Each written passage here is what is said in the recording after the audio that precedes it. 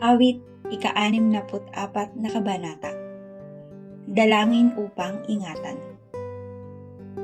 Ako'y natatakot at naliligalig dahil sa kaaway.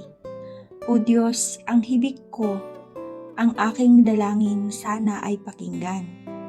Ipagtanggol ako sa mga pakanat, lihim na sabwatan, niyong mga pangkat na ang binabalak pawang kasamaan.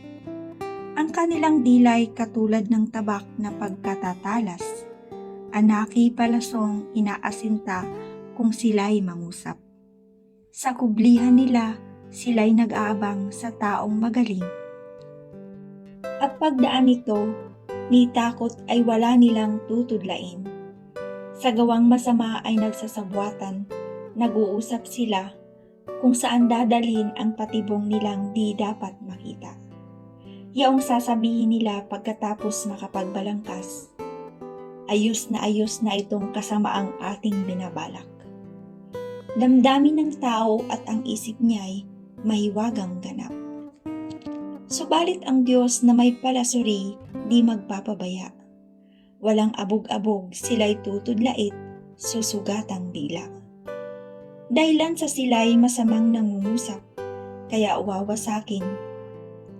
At ang makakita sa gayong sinapit sila'y sisisihin.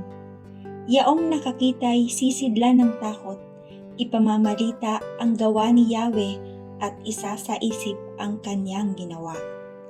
Sa gawa ni Yahweh, ang mga matuwid pawang magagalak, magpupuri sila at sa piling niya'y di mababagabag.